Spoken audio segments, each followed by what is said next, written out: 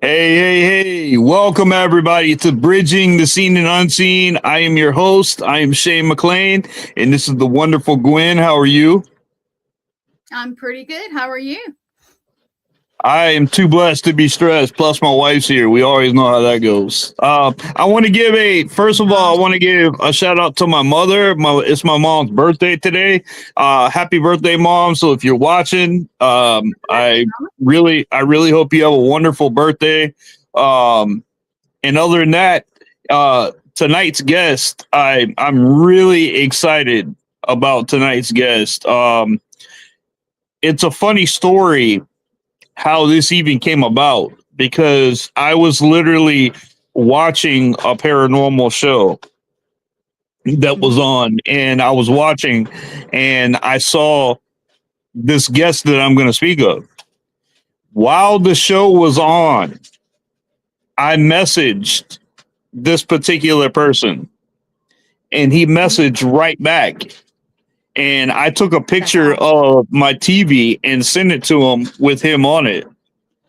So you guys probably all seen him before. He's a well-known demonologist. He's well-known on Netflix. He's got plenty of shows going around. He's been on everybody's show that I can think. But our guest is Sean Austin. Let's bring him on. What's up, guys? What's up, buddy? How you guys doing tonight? Good. Glad to have you here, man. Like I said, like I was telling them, like I was watching Colin's show, and I was watching his show, and then I saw you on it, and I was going to ask you about that before. Did you know when you went on Colin's show? Did he tell you anything about where you were going? No, I knew nothing. You knew nothing about that place. It's funny, man, for considering like what I do, and I mean, I travel a lot and go to a lot of locations. I never heard of that place, to be honest with you, at all. So I'm surprised it was like this diamond in the rough. I mean, if I had known about the story, I would have already gone there. So because where did you go? Which one was this? You know? Yeah, explain that place a little bit, Sean. So that is allegedly the first account of a true possession in the United States, from what I understand. And it occurred in that house. And obviously with the family, they were messing around with seances and stuff like that. They were spiritualists. And, you know, I guess that girl, Mary, got possessed. Someone else got possessed. And they thought they were speaking to this person, that person, and they were just playing around with stuff. And it seems to be something that has gone on there for many years, even past the people that lived there. And I definitely felt it in the house. I mean, we definitely experienced a lot of weird things in the house while we were there. Right.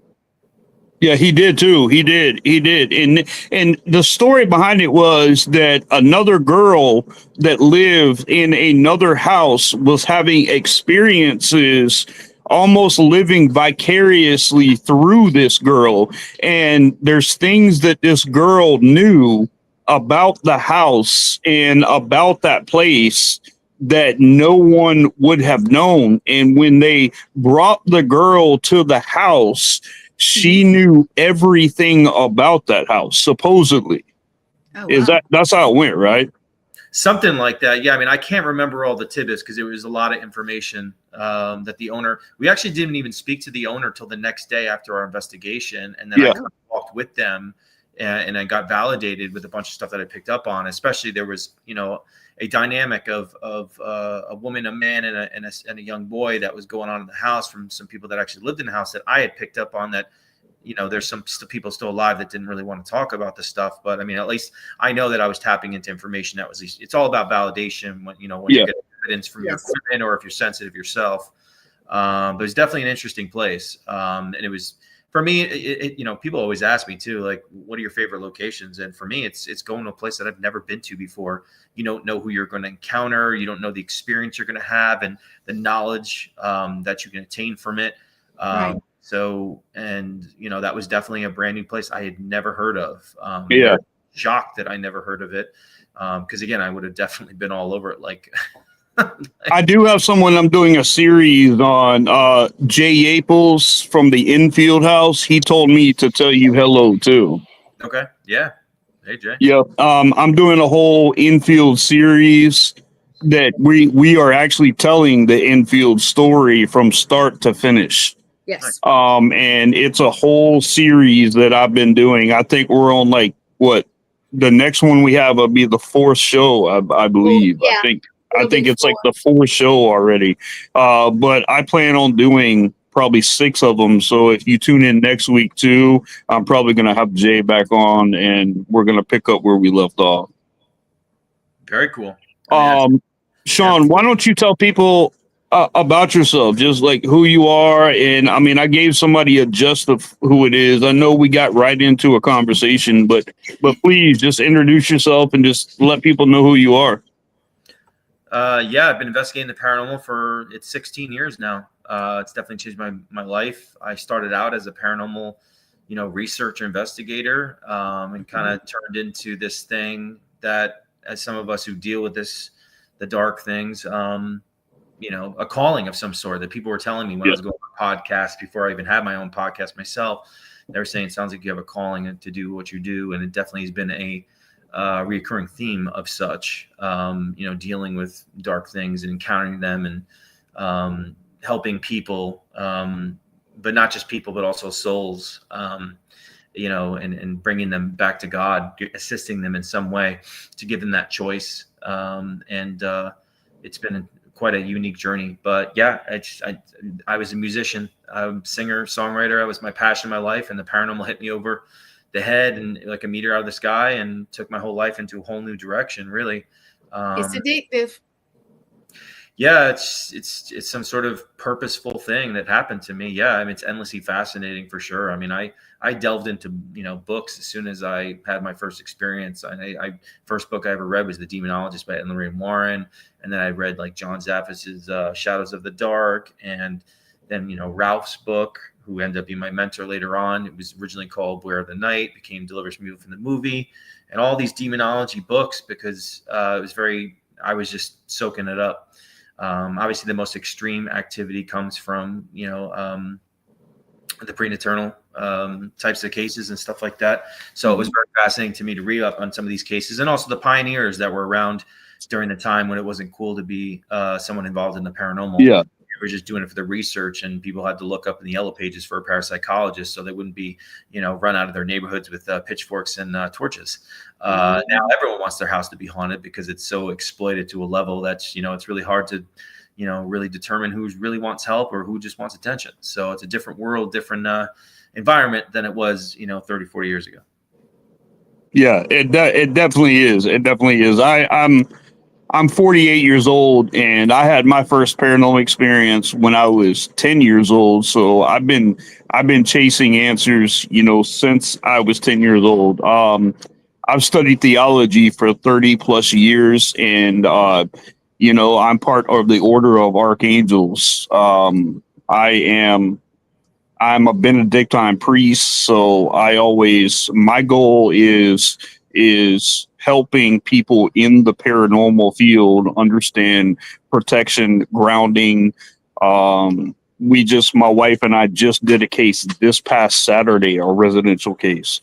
So we work a lot on residential cases and things like that. But I think it's very interesting, having someone, like you. Now, let me ask you, did you have any kind of biblical training behind that, or did you just kind of go head first into it? You're talking about demonology? Yeah.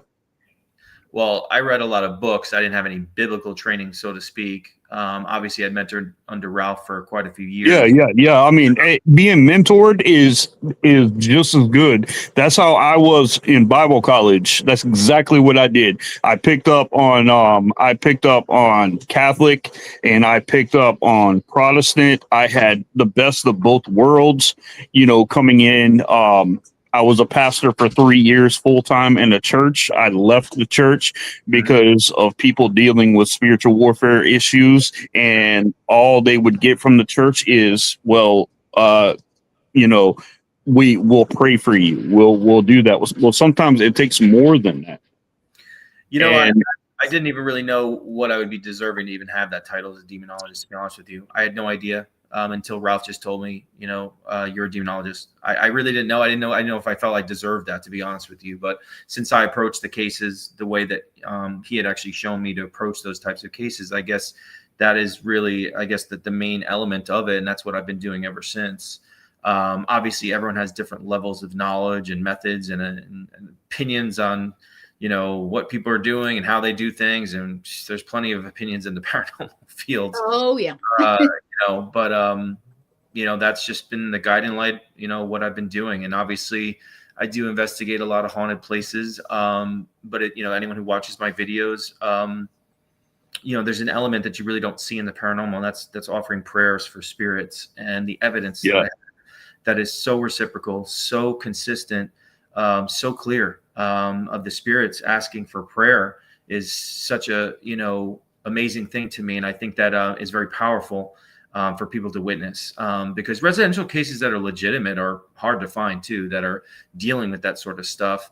But I think it's very important to document this stuff and show the evidence of the power of prayer. And even in regular investigations, it's been a very reoccurring individual type of situation for me in my journey in the paranormal, of helping souls that are trapped and learning the different scenarios of how these human spirits are trapped earthbound. That's definitely an eye opener, and not just about going in to help a family that's dealing with activity in their homes. These earthbound souls. I mean, I truly believe that some of these evil spirits don't just possess people, but they actually are responsible for some of these souls, and also trapping some of them, almost like instigating or keeping them in a lower vibrational rate where their consciousness of energy is consumed with the suffering they had in life, where they're just not able to accept or be afraid or be lost within themselves. I mean, there's so many diversified reasons how these souls, die, and how we die as human beings, and how we lead to an ingredient of what we would call as an actual ghost or earthbound spirit that's trapped. So it's been pretty fascinating, and learning that every single day. I mean, obviously we can't learn everything, but that's been something that's been coming to me all the time. And now everywhere I go, I pray for spirits. It's like the spirits just come through all the time now. Everywhere I go, they're just begging for prayer. And that's also, and people always ask me too, well, how do you know you're not dealing with a demonic spirit? I'm like, well, if they say pray, then I would believe a demon wouldn't ask you for that kind of prayer. To pray for any reason, to bring you closer to God for any reason at all, period. That is my opinion, that you truly believe that, you are definitely dealing with the human spirit. They'll play, games with you and say, oh, help me, in like a mocking way, but it will always lead to some sort of chaotic, victimizing path towards their victory, where they would have you suffer in the end. But any sort of recommendation to bring you closer to God and pray is going to be nowhere near of their idea of a conceptual way of coming to attack their potential victims.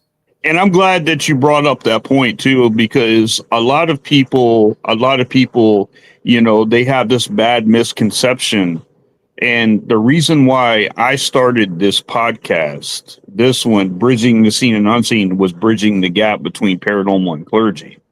And one thing is I got tired of people throwing the word demon around more than what it should. Because if out of all the cases, Sean, out of all the cases that I work, and this is no lie, and out of all the cases, 1% may be truly demonic. 1%. And I don't agree when churches come on, and if someone's dealing with a residual haunting or something like that, that it's automatically demon. Not everything is a demon. And I wish that they would quit, letting children and things grow up thinking that if there's a haunting in a house, that is directly a demon.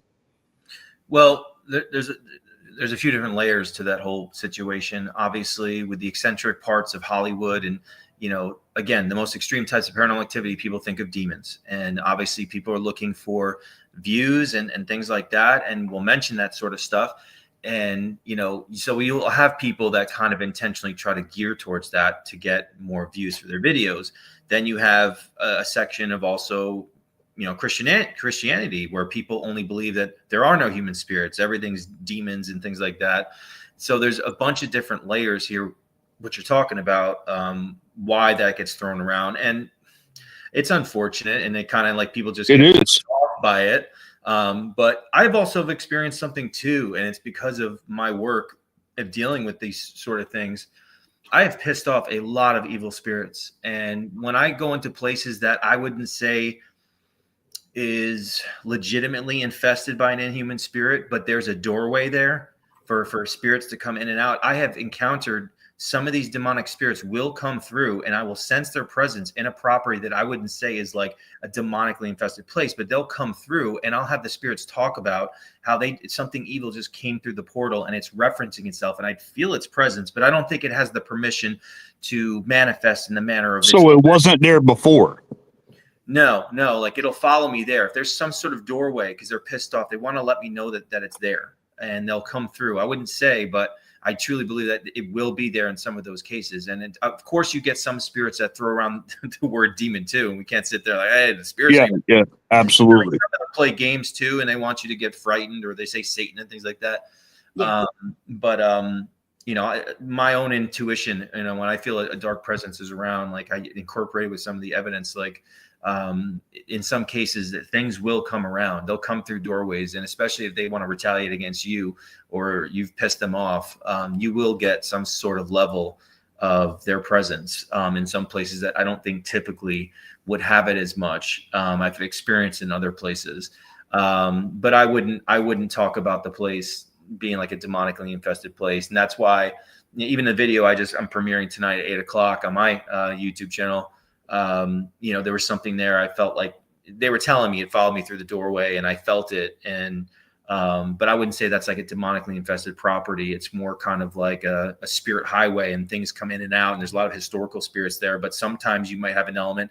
And, I think this happens in a lot of places. I think people have stragglers that come to other haunted locations, and they bring their spiritual baggage into the location. Well, they got to have like an entry and exit point there. So, I mean, how are you at feeling? I know when I go into a property, if there is some negative energy, there is a feeling that my body and my mind react to that is completely different than any other area in that place.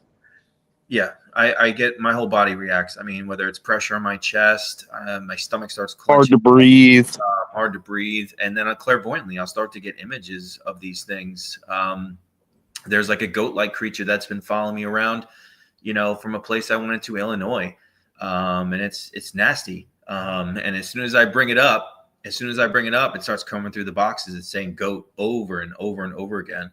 Wow.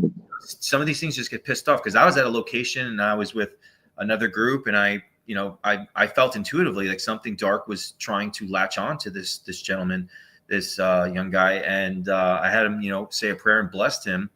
And I feel like it was pissed off that it was wanting to go have that, vessel to mess with. And I blocked it from doing that. And then now it's like that thing kind of references, and these things will linger around for a while. I've had things linger around for, months or even years if you piss them off. They really don't give up very easily. And if you have any opportunity for them to get into the crack of your aura, they're going to reach in. They kind of know exactly when you're going to have a rough time in your life, because there's no conception of time in the spirit realm. Time is linear. So they kind of know when there's going to be an oppressive time for you. And that's when they'll reach in and try to create the amplification of all the negative, emotions a human being can have. So you're kind of caught up in your own wave of organic, shit, so to speak. Yeah. No kidding. Gasoline on that subconscious fire that's already burning, because that's the advantage these things have. That's the most delicate nature of the paranormal, is the psychological. Yeah, it doesn't take much for them either. Like you said, if you give them just even a little bit, they can manifest and turn something into something way out there, and it can cause a lot of havoc in your life. I do agree with that. Yeah. Hey guys, I'm gonna interrupt for just a minute. We are just having people say hi and watching, and if you want me to say some names, it's Jason from Witch Division. We got Aaron. Hey, what's up, Jason? Resnick, Resnick. Sean. Yeah, of Hey, course, your Sean. wife, Marla, and me. And then we got other people watching too. But everybody's excited to see you, Sean. So thank you for coming on. Yeah, I appreciate it. Yeah, it's hard for me to see. I can't see like the comments and everything when they say something. So if Gwen stops and just says it, that's the reason why. But let me ask you this. So when you first got into it and everything, and tell me about your first paranormal encounter and like how did that make you feel and your clairvoyancy and stuff like that. How did all that come about? Well, I didn't realize I had a spiritual gift until my first actual paranormal experience. And I believe that my Oh, first wow. Okay. truly was the trigger into my spiritual awakening, which actually frightened me at the same time. So I'll tell you my first experience is that I was waitering at a restaurant, and there's a friend of mine who's like the most skeptical, cynical person when it comes to believing anything of that sort. And I never even went out and looked myself, but I've been watching these shows. I mean, I'm obsessed with horror movies since I was a kid, reading Stephen King novels when I was fourth grade. Like, I mean, I all those shows, Sightings, Unsolved Mysteries, and A Haunting. Like, I loved all those shows, and I loved really listening and hearing stories from some of these people and the different diversified experiences that all the homes and locations and stuff that's happened to them. I really believed in it, but I never thought, wow, I could just walk down the cemetery and have an experience myself. It was just weird. But then I guess, I'm like, let's bring him to a cemetery and see something happens. And that's, instead of him having an experience, I got my first EVP of a little girl in front of a little girl's grave. Her name was Jenny. And not until the next night, I didn't realize I had that recording of a little girl's voice, and it just was like exhilarating. It was terrifying, it was creepy, but it was like exciting all at once. And like 2 or 3 weeks later, I saw a shadow of a little girl at the corner of my bed. It was even light out, and I yelped out like a dying seal. And that's pretty much how it started. I mean, and then it was just like flip of the switch. I started having a spiritual awakening, and as it started to progress from there. Because I was having then premonitions and all this. It was just immediately like I was skipping the spiritual pay grades with experiences of your average person. It was just wild. But, I was also reading books and stuff. And I was actually paranoid a little bit there at first when this was happening to me, because I was reading books about demonology. And I'm like, reading about demons who can actually, have a random person become psychic out of nowhere. Because I'm thinking to myself, well, if I had some sort of psychic gift, why wasn't it so prominent when I was a child? It was just like, boom, it was like there. So I was a little like worried that something was trying to, make me believe that I was psychic when I wasn't, and something was getting inside me. Like, it was a little disconcerting there for a moment. But there were omens, there were signs when I was younger. When I was 3 years old, my mom said I would talk about being in the bathtub, like remember being in her womb and remember being in space. And there was a time I was running home on Long Island, I don't know, like 8 years old or somewhere around there, running back home, and like there was tall dead grass between the houses, and I saw something in my peripheral vision, and I went to go pick it up, and it was a satanic book burned on the outer edges and had a creepy feeling, and threw it down on the ground and ran home and cried to Mom. But it's just one of those things that popped out of my head when I started to write my first book, Shadow Chaser, of little signs. Or like the 3 years before I got involved in the paranormal, a girlfriend that came over to hang out at my house, and I was living with roommates. And she didn't tell me this story till 3 years later, when I started to post stuff about the paranormal, where she had the courage to actually say to me that, this, scary thing happened. She thought I would have thought she was crazy. And she said she pulled up to the house and saw this dark hooded thing, like staring into the window of my window, and turned its face and disappeared. Says the most terrifying thing she ever saw in her life. And, looking back at that, the way I perceive what was going on there is that, it was watching me before I dipped into and walked onto what I like to call the spiritual rules of engagement. When you actually walk into the environment and engage these souls and all different types of entities, including these dark things, and the light work that potentially that I'm going to be responsible for in the future. Again, no conception of time, was probably watching me before I actually started getting involved in the paranormal. That's see, and I mean it's amazing, now. Ever since I was a little, my grandparents, both mom and dad side, came here from Ireland. So I'm a McLain. And I've had premonitions and visions since I was a small child. And whenever I get them, It's almost like I go into a dream state, and where I'm fully awake, but I see what's going on, and it's always something bad. And I don't know how they started happening, but it happened. My mom and I were in a car, and I had a vision with her in a car, and I was in there, and I looked beside me, and this kid that was in the right hand lane over here, he was waving at me, and I still have that picture today in my head of him waving, and I got that vision instantly.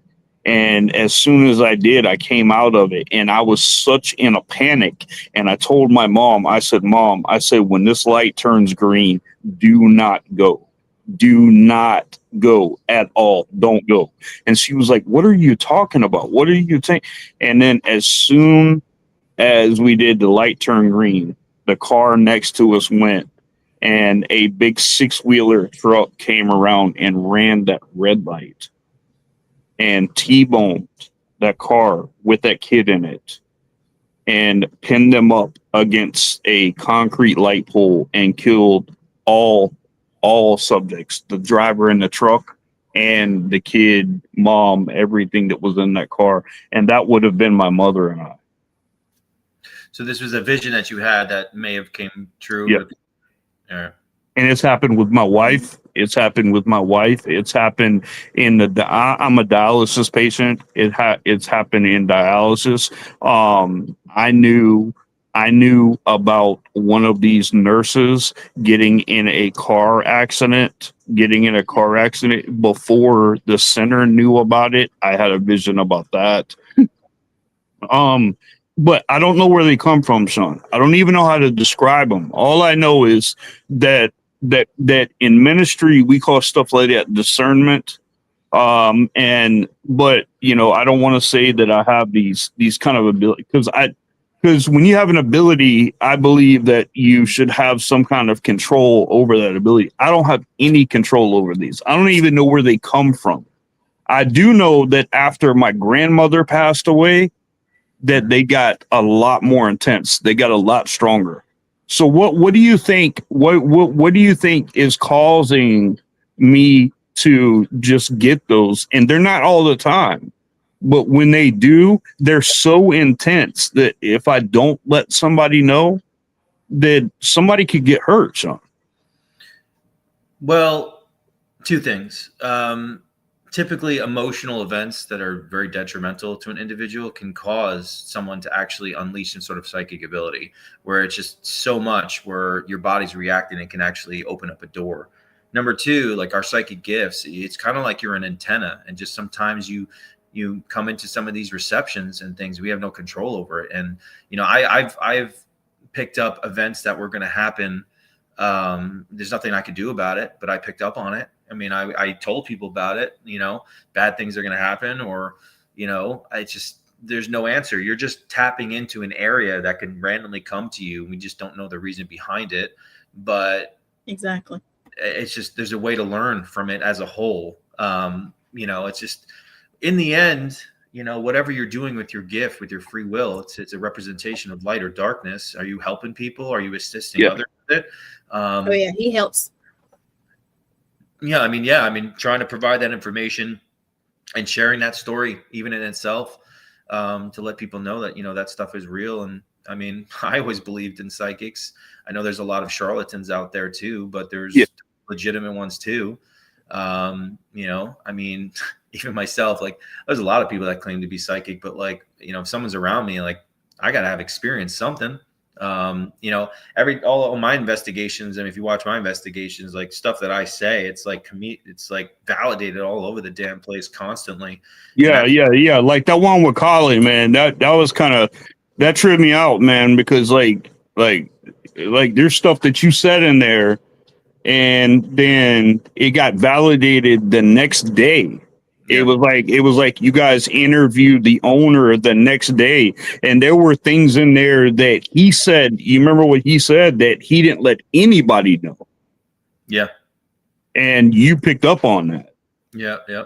So yeah, I definitely agree with you. And that happened in dialysis one day when I was in there. I One of the nurses were pushing one of the blood banks around, and she tripped up, and the blood bank thing came over, and the guy that was sitting next to me he was deaf. He couldn't speak. He made little mumbling sounds, and he was sitting next to me, and the blood went underneath his chair, and I started having an immediate thought. It was almost like in front of me were tubes, and I saw blood going up and down in the tubes like this, up and down, up and down, up and down. And I thought it had something to do with maybe the nurses. So I told the nurse, I said, listen, I said, I just had this. I don't know what it means, but I feel like I have to tell you. That night, that guy that was sitting next to me, the deaf guy, he went to sleep, and they found him dead the next day, and he died from blood being in his lungs.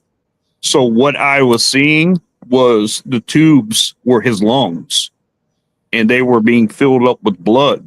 And that's what I saw. Mm-hmm. And that's the vision that I had before it happened. And I don't think I would even know to tell him anyway.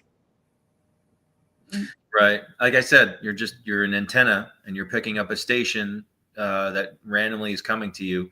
It's like you're sifting through a spirit box, and you get just a chitter chat of information of spirits that could be coming from anywhere. So, hey, guys, we have a question too when you guys get a second. I don't know. Okay, go ahead. What's the question?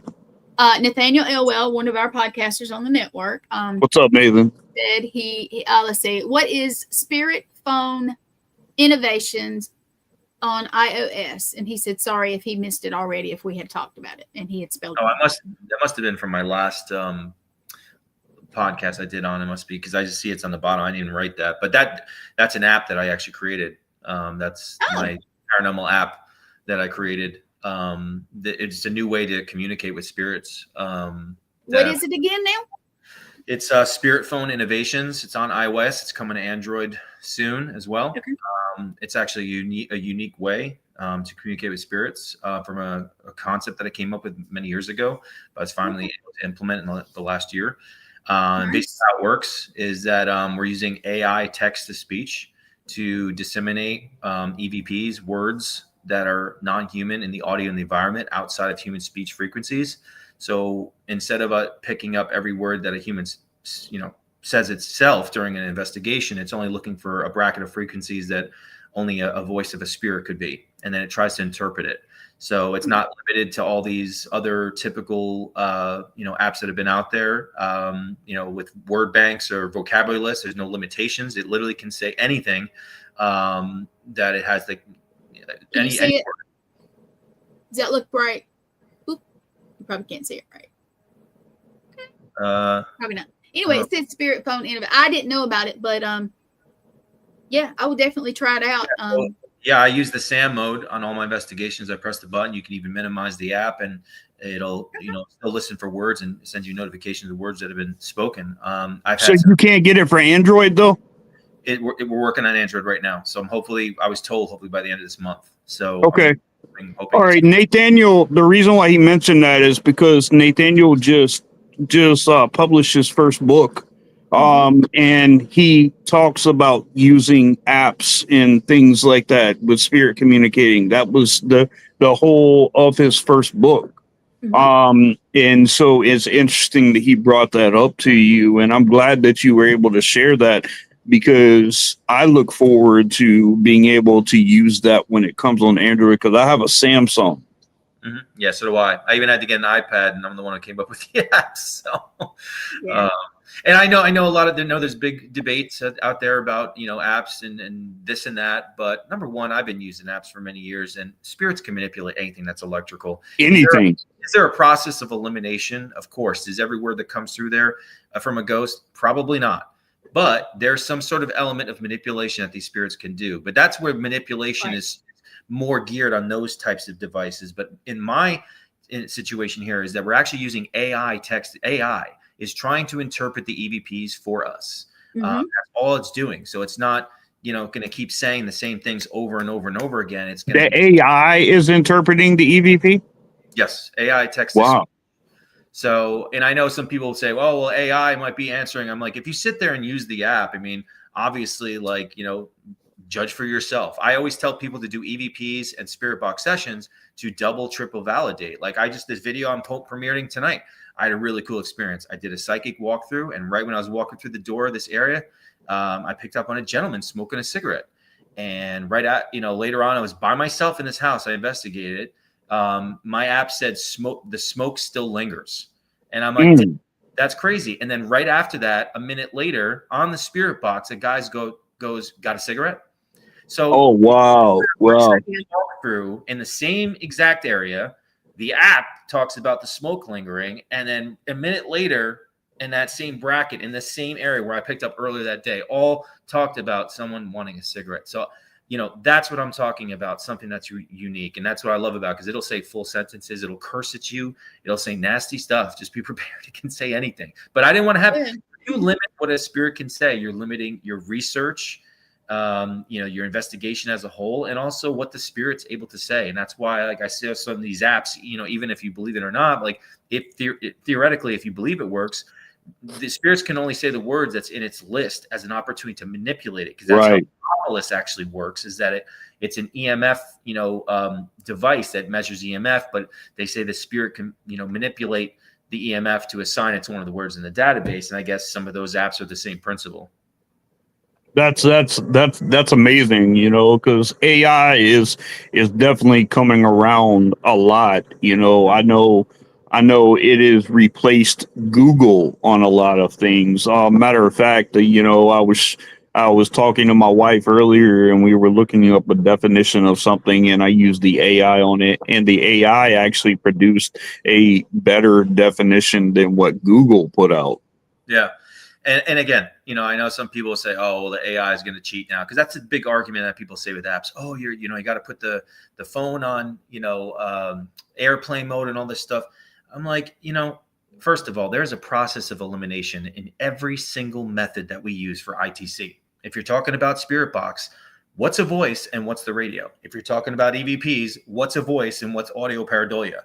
Any little device, there's going to be some sort of process of elimination. That's why you have to look for multifaceted ways and manners to prove and validate what you're coming through. Not just because something comes through and says there's a demon here or I'm going to kill you. It's something like, oh, and just get scared.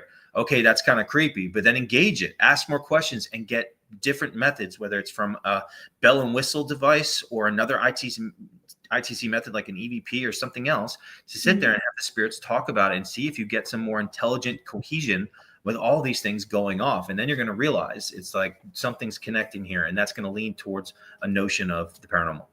I tried to download it, but it's not letting me on my Android yet. So I'll get the iPad out in a little bit and test. I definitely only on iOS until we get on Android. Okay. And I have some really amazing new features that I came up with that are going to be implemented very soon, that I'm going to be very excited to talk about in the public, that have never been seen before. It's very unique to my concept because of what it is. And also I have ideas for the future. There's also a very cool feature I have in the app too, in the map, is I wanted to have something unique. So say, for instance, like you're in a back cemetery in the corner and you see a shadow figure, you get scratched. You can actually upload an image of what you captured, leave a little experience, and you can actually drop a pin. And once it's approved, so we know it's not spam, you can someone else can find that pin on the map, get driving directions to the cemetery. And when they're at the cemetery, get walking directions to the same exact place where someone else had a unique. That picture will show up. Yeah. Yeah. Awesome. Well, that's amazing. I'll go get my iPad as soon as we get done with the show. That's amazing. Thanks for sharing that with us. Yes, thank you. We were going to ask you about your stuff anyways, but Marla has a question, and she said, is it possible to see a demon like the Hat Man, for example, and the person with you can't see him? I can answer that. Yes. It's not up to us. Most likely that'll happen in most cases, but if you have two people witness the same thing, then that would just be more of a validating experience. And I've had that happen. Actually, I'll give you a quick story. I was in a cemetery with a friend of mine, my first year investigating the paranormal, and we were in a small cemetery, very old, and we were just this is before live streaming, just doing some recording. I mean, just there for the experience. Mm-hmm. And all of a sudden, a guy's coming into the cemetery with a light. We're like, oh crap, because we're in a cemetery, shouldn't really be there. So we run out, and then we look back, and we went out the exit, and like the guy disappeared. And then we both looked back to each other, and we're like, did you see what you saw? I'm like, what did you see? And I'm like, I saw a guy holding a lantern. And we both explained, we saw a man holding a lantern, and the man disappeared. So it's like, if you have an experience like that, where it can happen, where Yes. two people can witness it. But in most cases, like, I mean, you may be a little bit more sensitive. You may be a little bit more open to than the other person, or, the right place or right time where you were able to kind of tap in and see this visually. Right. It's amazing. It's amazing that I mean, and I think it's so interesting that people have conversations about this, because that eliminates people believing that, oh, if I say something to someone, they may think I'm crazy. Because people do see stuff. People do see things. Yeah. I know my wife's saying something right there. Yeah, she's saying Spirit Talker and Necrometer really surprised us on Saturday when we did the residential cleaning. Everything matched up with the activity and our devices. That's awesome. Yeah.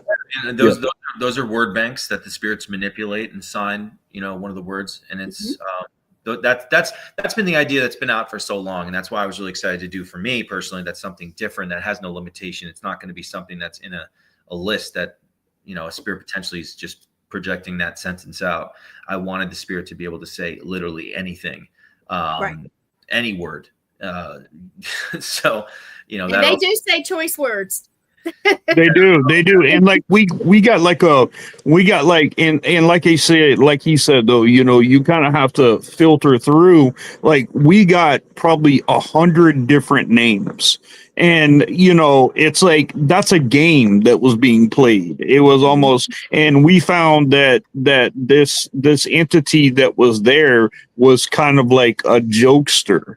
It didn't mean any kind of harm there, but it was a jokester, and it tried with us to come on there. It says, oh, I'm evil, or but I mean, just because it comes up on there like a demon or it's evil or something like that, they could be getting you to get out of character, because if it gets you out of character, then it can be out of character. Oh yeah. I mean, like I said, if one thing says demon, there's going to be a lot more that comes with that. It just depends. I mean, obviously I would look for certain characteristics of a spirit like that, but I do use my intuition. But just because it says something scary like that, obviously that's creepy, but what else is going to happen from that? I mean, especially if you're in somebody's home, if there was something really bad, if it's a residential case and it just says Rance's demon, like, what are these people experiencing in their house? I mean, are they having nightmares all the time? Are they being clawed by an unseen force? Are they scratching on the walls, foul smells that had no rational explanation for? Those are the types of things you're looking for. Everyone's fighting in the house over nothing. I mean, that's where you're dealing with something potentially that could be legitimate in that sense. But, if people are just kind of wandering around and things are being moving around and no one's being oppressed or attacked, then it could just be something trying to play games with you as a human spirit. Even with our order, we have a list. We have a whole packet that we usually send a client that has a big questionnaire and things of that nature. What are they experiencing? How many people? I mean, like, we have an entire questionnaire that we use, so we do cover our bases before we go in and take anything, even like with our phone calls and things of that nature. When we ask, we stick by that, so we make sure that we are doing an accurate job for our clients. The waiver that we sign, not only protects them, but it protects us too. Because like I said, we are in exorcism ministry also. So we are priests, and, we have an archbishop, we have other priests around the world, that we work with. So when we go into a case like that,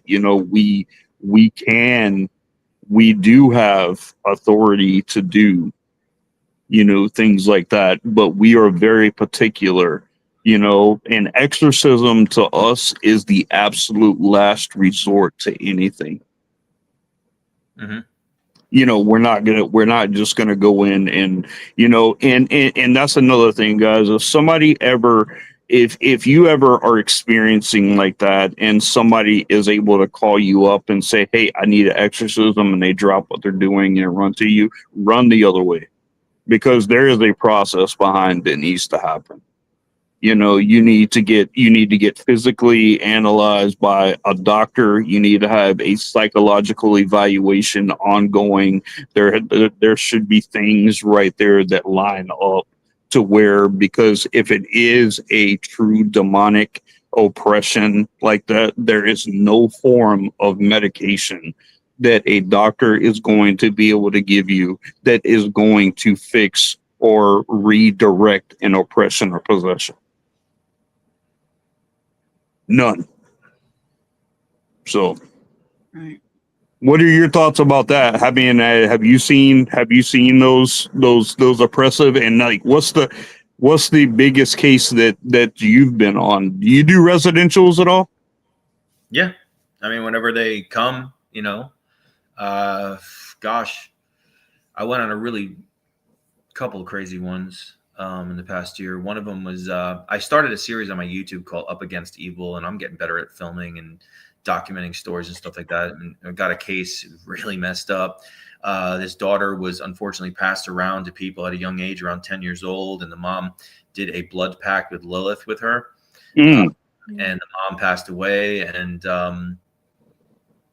she said she would walk by the garage outside and hear moaning and groaning, and walked in there, and there was a man like all tied up and blood coming out. They were doing like some torturing sexual like magic and things like that, and she would get scratched all the time, and the mom passed away in the house, and she's like, all this bad stuff is happening to her. And yeah, it was a really messed up case, and I definitely believe that there was something inhuman going on there as well. And I did have her say like a deliverance prayer in the house, and her eyes started to turn black, and she was like itching everywhere.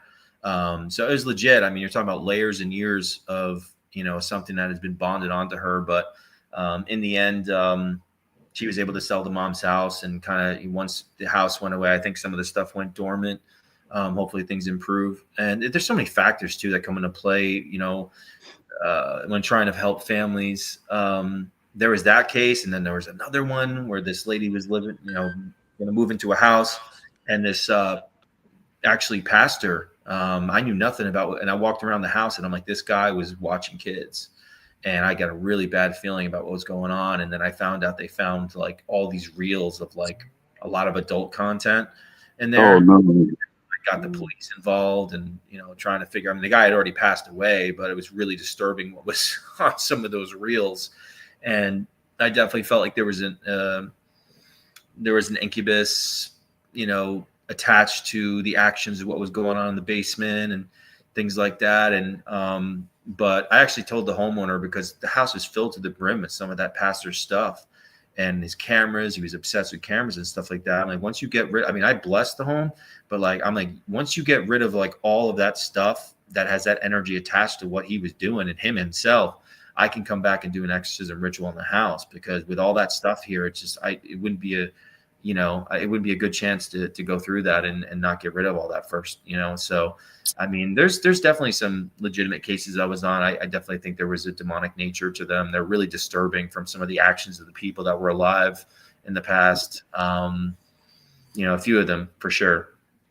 That's and it's great to do work like that, especially when you're able to really help people. And that's what my wife and I we thrive. We don't get to go on a lot of like to just regular locations to do an investigation, because we do work residentials all over the place. Yeah. As another example I like to, express is that there was actually a castle. We did a documentary on it. We did call it, the filmmaker called it Demon Castle. And I think it's one of those cases where, because some people kind of scoffed at it and they were like, oh, you're calling it Demon Castle. I'm like, And like, and I'm telling you, and then there was like some group that was in there like 2 years before I went in there, because the owners asked me to go in there, find out what's going on there, and they ultimately want to potentially live in there at some point. So then, like right before I walked in, you know, the homeowner told me that there was some sort of like evidence of a ritual that took place in the house. They had a circle of ashes and they had a little box with sigils on it, and it like said all this stuff. And like once I went in there, like the activity, like I got growled at. I mean, I knew what was in there was demonic. It was bad, and it's something that had stuck around and still comes around to this day, because I did an exorcism ritual in the house. But I had everything happen. That's the only time I provoke, is do religious provocation for the sake of forcing this darkness out to really discover what I'm truly dealing with, if it's something like that, because then it has to. And like when I called it out in that castle, you know, we smelled urine, we heard a hiss, and I saw face in my mind's eye. And like, you know, this thing also followed me home, and I sat there and looked to the left of me, and I saw a woman in a white dress. Now, this is what I saw initially in the castle, is like I saw this lady like dancing around in a white dress, and when she came back, her face had black eyes and fangs, and you know, did that to me. And when I was in bed to the left of me, I saw, right after I saw this lady with this twisted smile looking up into the ceiling, I saw this 7-foot shadow with like red eyes looking at me at the corner of bed. Like it knew I was coming back to do the exorcism ritual, and it was pissed. It was freaking pissed. And it's really interesting. I probably could write a book about this whole story, because what was written on the actual box was Odin. Oh yeah. I've never personally encountered a case where that name came through. Obviously, it's from Norse mythology. Norse. That's Norse mythology. Yeah. But there is some corners of Satanism where they use that name also for with incorporated another demon's name, and I feel like that was kind of where that was. But the strange thing is that it followed me to another location, and then someone mentioned like, "Oh, that's really weird, because you should go check out the Delphi case." I don't know if you know the case of the 2 girls disappeared on the train tracks. Yep. And I decided to just look it up, and I saw this whole Odin thing that happened to do with these girls. And I realized that these girls disappeared years ago on my birthday. And I'm like, that's like just super freaking weird. So I went out there to the scene, and like that whole week leading up to going there, I believe one of the girls was with me and told me like what was going on, and why one of the girls' spirits, I believe, was still there. The girl Libby. And like I prayed for her, and I do believe that she was able to pass on. And that's a sad story, man. What went on there?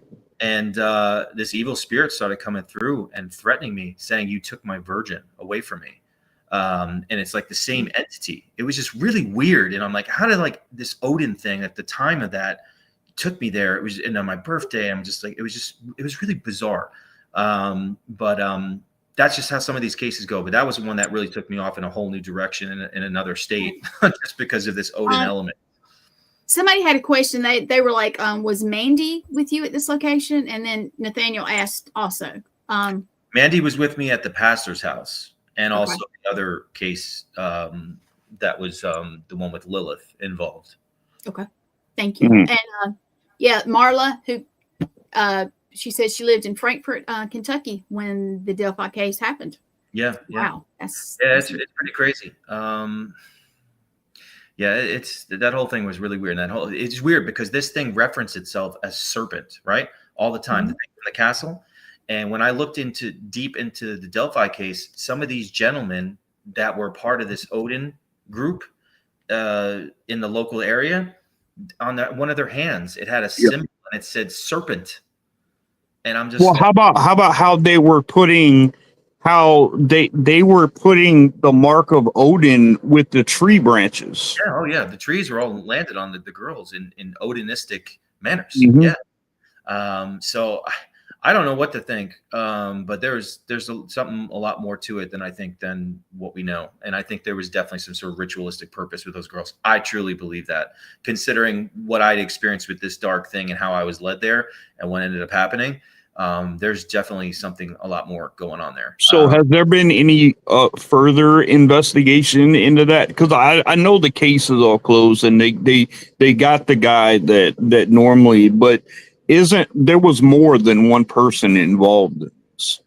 I personally think there's more than one person. There definitely was. Those girls' bodies were found. So it's the back of a cemetery, and right to the left of the cemetery is where this other guy I believe he even admitted he did it at one point, but then they just discounted it or something. Like he was in jail for something, and I'm pretty sure he was a whatever you call them, without saying the word, PEOs. But there's something there. They were all involved. I think there was definitely multiple people involved for sure. There was some sort of ritualistic thing going on involving what had happened that day, and I don't know. This thing claimed, that girl's spirit or something. Because that was the girl. That's what the girl was telling me, Libby, that she felt bad. She stuck behind. I think she felt bad because she brought her friend with her that day. Right. Oh, no. She felt guilty. She felt guilty from what she was telling me, that she brought her friend that day, and they had it filmed. They had it filmed, and you can hear the guys clearly sitting there saying, "Down the hill, girls. Down the hill, girls." Wow. Yeah. So I did a whole documentary. I mean, you can watch it. It's on scarenetwork.tv. It's a two-parter.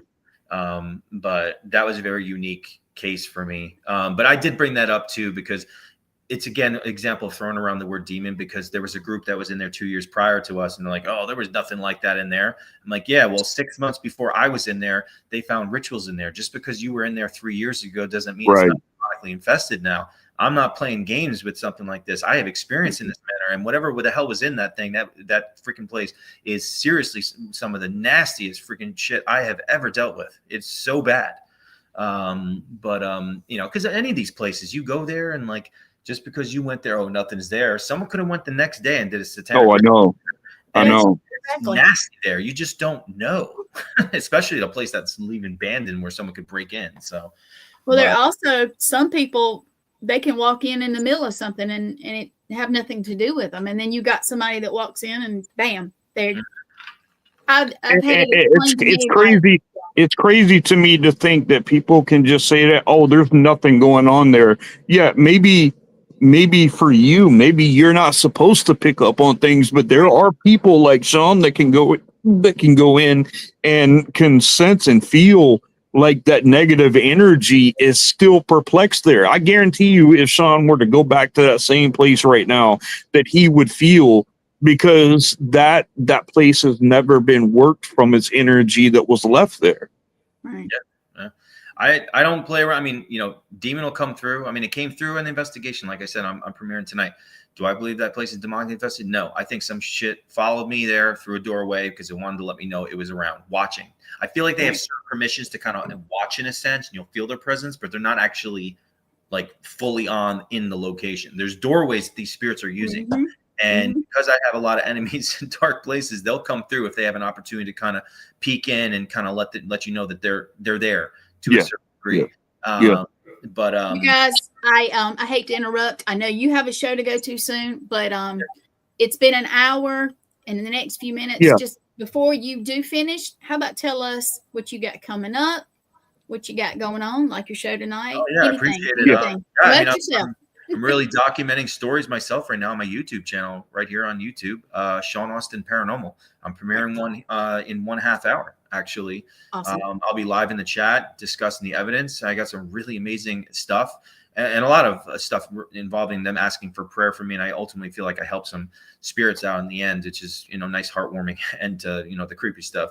There's some exciting updates to my creation, SPI, Spirit Phone Innovations. There's going to be 3 new features in the SAM mode and the Android version, hopefully by the end of this month. And if you want to try it out, I recommend using the SAM mode.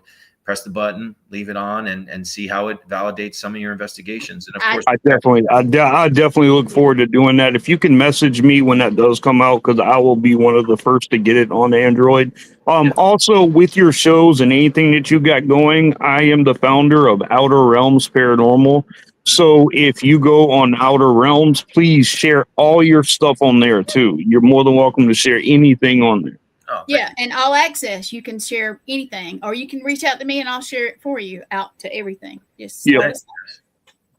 Absolutely. Sean, I thank you so much, man. Thank you for coming on, man. You've been an awesome guest, and I can talk to you for hours upon hours, but I really appreciate you coming on. I appreciate you taking time with us and just sharing your heart out with us a little bit. And but it's been a pleasure, my man. Yeah, likewise. Thank you guys so much for having me. No, All right, brother. All right. You take care, okay? You guys have a great night. All right, if you want too. to hold on in the background for just 1 minute, we'll get off of here and then we'll talk to you for just a second. I know you got to go too, so hang on just a minute. All right. Hey guys, see, no, that he's a great guy. He really is a great guy, and you guys go check him out. You know, Sean Austin Paranormal. Go check him out on his channels and everything. He's all over the place. Like he does work for everybody. He's been on everybody's shows. So go and check him out. You know, he's just a good guy. But I thank you all for tuning in. I thank you all for showing up and everything. And you guys tune in. We got some good shows coming on next week. But you guys stay safe, be blessed always, and stay spooky, people. Peace.